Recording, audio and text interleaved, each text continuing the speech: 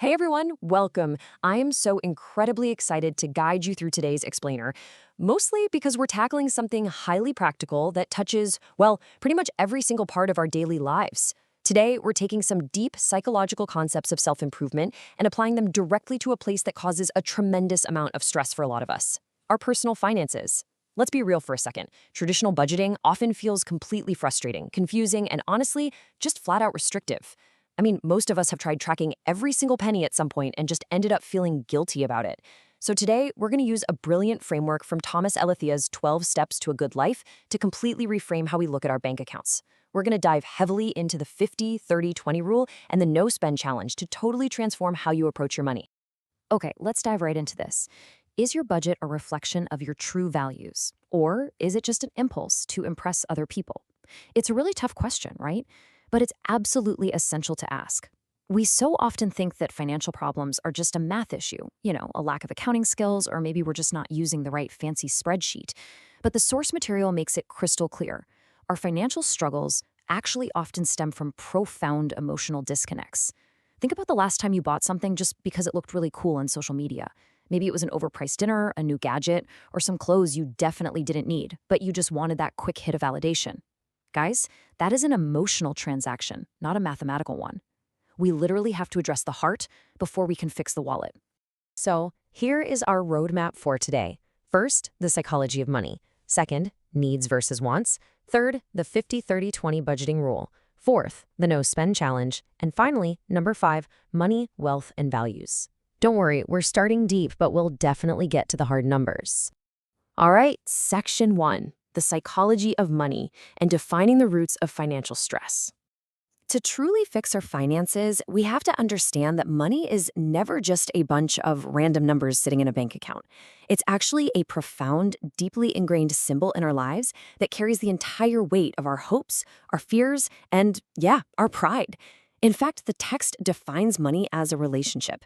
It is a direct mirror of your inner world, your values, and your emotional well-being. Just think about the whole interconnected web of earning, saving, spending, and sharing.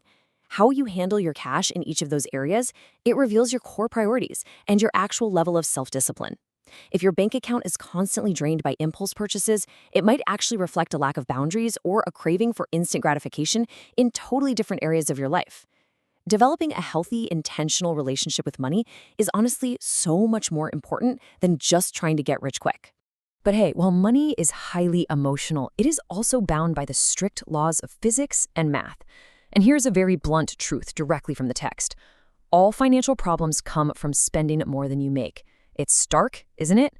We have to transition from the philosophical side of money to the extremely practical side. You either have enough to cover your outflow or you don't. Accepting this basic mathematical reality is the absolute first step to financial health.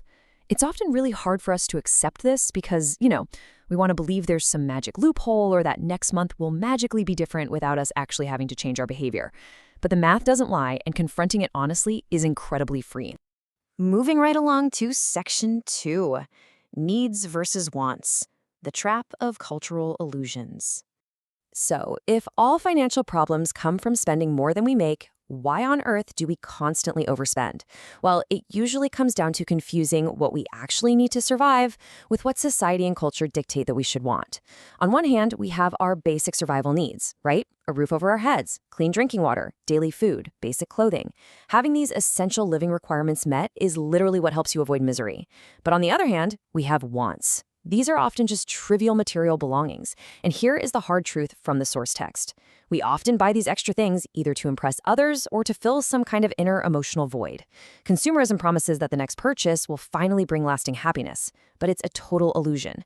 Actively separating your basic survival needs from that impulse to chase temporary happiness is absolutely crucial.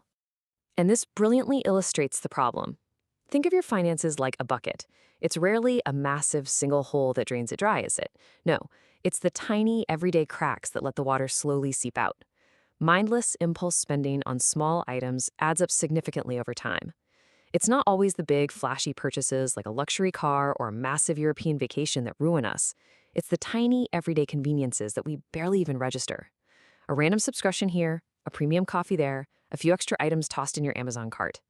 They end up costing us so much more than we realize because we failed to practice the crucial skill of delaying gratification.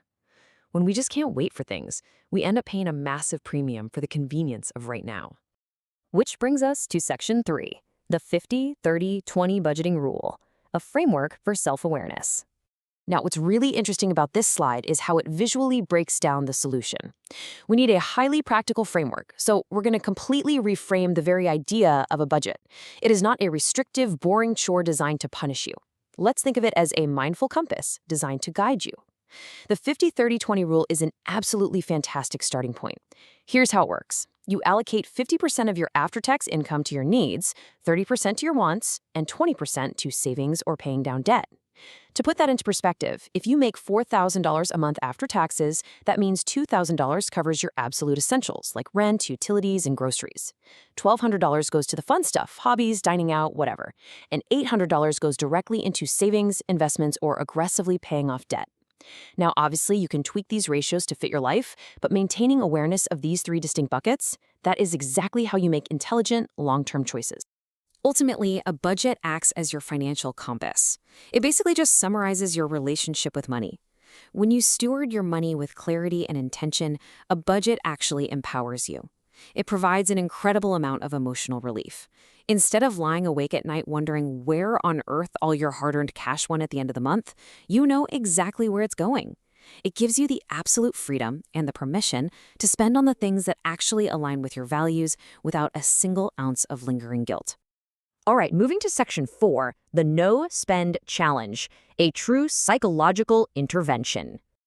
But hey, what if your habits are already completely out of control? A budget might not be enough right off the bat. And this is exactly where a psychological intervention comes in.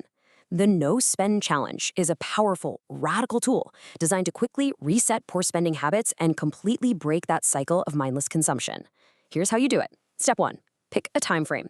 Now, you could do a week, but the source strongly suggests a full 30-day challenge to really see the benefits.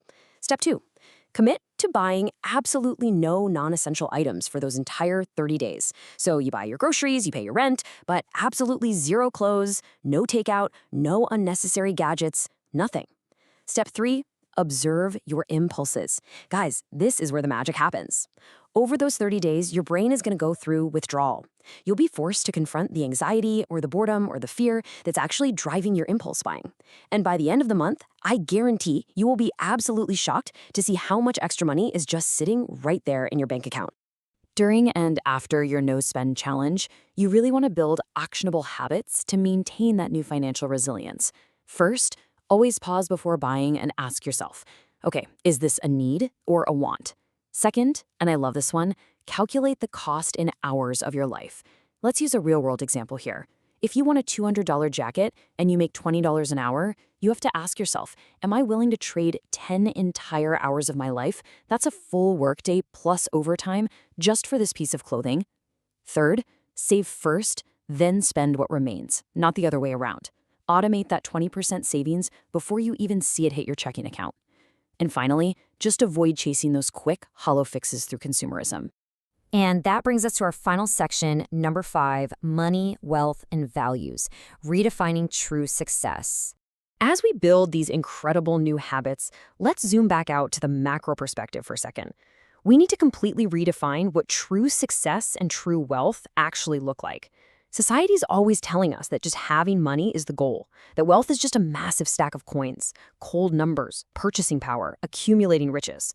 And look, remember what we said earlier? Having enough money is incredibly important to avoid misery. But true wealth, that is something entirely different. It's organic. It's like a growing plant rooted in a healthy balance. True wealth is found in appreciating what is good, living authentically by your values, and ultimately, having fewer desires. Actually having fewer desires in modern life means being perfectly content with a reliable 5-year-old car rather than constantly craving the newest model. You find true wealth when your lifestyle is completely aligned with what actually fulfills you, rather than whatever the latest targeted ad tells you to buy. So the crucial point is summarized absolutely perfectly in this quote from Vicki Robin, found in the text, "The old roadmap was growth is good, more is better. The new one realizes there isn't enough point." Take a second to really think about that. Where is your enough point? Real, lasting satisfaction doesn't come from constantly wanting more, more, more. It comes from recognizing when you have finally crossed the line from comfort into excess and choosing to appreciate the abundance you already have so you can live a life you actually love. Which brings us to one final, lasting question for you to take away today. You know how to make money, but do you know how to have enough? I really want to challenge you to look inward today and evaluate your own relationship with enoughness. Map out your 50-30-20 budget, go ahead and try that 30-day no-spend challenge, and start building a life of true wealth. Thank you so much for joining me on this explainer, and I absolutely can't wait to explore more fascinating concepts with you next time.